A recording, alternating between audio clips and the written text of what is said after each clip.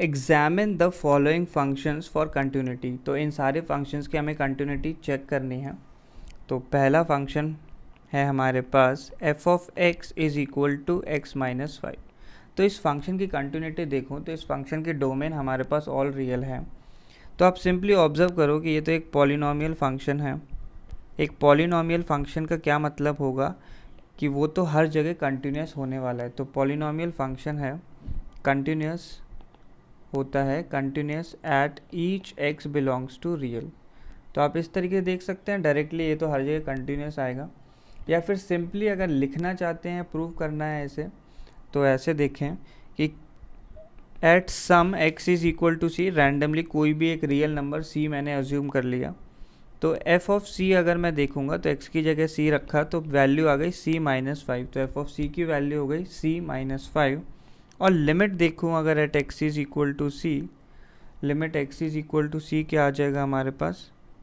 तो ये जो फंक्शन है x माइनस 5, इसमें x की वैल्यू सिंपली c रख दी जाए।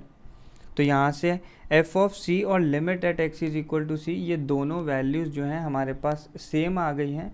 दोनों वैल्यू सेम आने से क्या हो गया हमारे पास, function is continuous, function is continuous at x is equal to c. और c हमने क्या अज्यूम किया था, कोई भी एक रियल नंबर, तो c पे कंटिन्यूस है तो हर जगह कंटिन्यूस होगा। अगला पार्ट करते हैं बी पार्ट। तो f of x is equal to 1 upon x minus 5, इसकी कंटिन्यूटी प्रूव करनी है। तो एक चीज़ आपको ध्यान रखनी है कि डिनोमिनेटर कभी भी किसी फंक्शन का ज़ीरो नहीं होना चाहिए। तो इस फंक्शन की अगर डोमेन पूछी जाए तो वो क्या आ जाएगी, ऑल रियल एक्सेप्ट 5। क्योंकि 5 पे क्या हो रहा है, इस फंक्शन का डिनोमिनेटर ज़ीरो हो रहा है, तो 5 पे फंक्शन डिफाइंड ही नहीं होगा।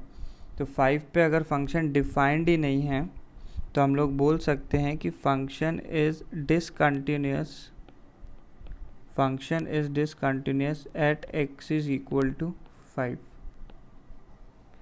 और अगर हमें बाकी और पॉइंट्स पे एग्जामिन करनी है इसकी continuity x is equal to 5 के अलावा, तो बाकी जगह कैसे लिखूँगा मैं, when x is not equal to 5, तो लिमिट निकाल लेते हैं।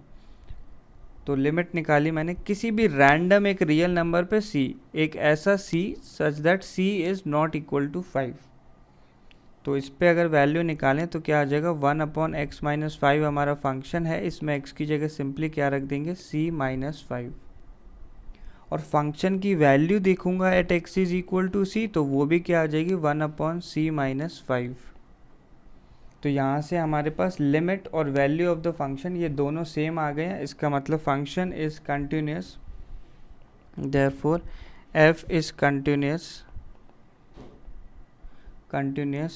Eight x belongs to all real except 5। तो 5 पे तो डिसकंटिन्यूस है क्योंकि 5 पे तो फंक्शन डिफाइंड ही नहीं था, बाकी हर जगह ये कॉन्टिन्यूस आ जाएगा।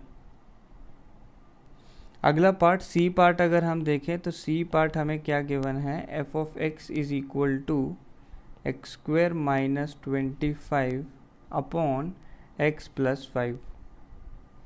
तो इसमें भी यही है, डिनोमिनेटर जो है फंक्शन का ज़ीरो नहीं होना चाहिए। तो डिनोमिनेटर कहाँ ज़ीरो हो रहा है हमारे पास, -5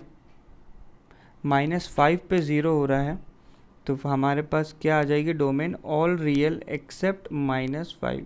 यहाँ पे डिनोमिनेटर जो है -5 पे ज़ीरो हो रहा था, तो -5 इसके डोमेन में ही नहीं है। तो डायरेक्टली हम लोग बोल पाएंगे कि f is discontinuous at x is equal to -5। -5 पे कंटिन्यूस नहीं है, बाकी हर जगह ये फंक्शन देखो कंटिन्यूस ही आ जाएगा। इस फंक्शन को अगर मैं सिंप्लीफाई करूं तो क्या वैल्यू बनती है, एक्स स्क्वेयर माइनस 25 को हम लिख सकते हैं x minus 5 into x plus 5, और डिनोमिनेटर में भी x प्लस 5 है, तो ये कैंसिल आउट हो जाएंगे। तो हमारा फंक्शन क्या बन गया, सिंपली x माइनस 5। तो ये तो फिर से आप लोग देख सकते हैं, या इसको इसी तरीके से लिख दें कि ये तो पॉलिनोमियल फंक्शन है हमारे पास। तो polynomial function is continuous everywhere. ठीक है, तो हम लोग सिर्फ x इज इक्वल टू -5 पे इसे चेक नहीं करेंगे, -5 के अलावा हर जगह ये कंटिन्यूस होगा। क्योंकि मैंने -5 वाला फैक्टर तो ऐसे खुद से कैंसिल आउट कर दिया है।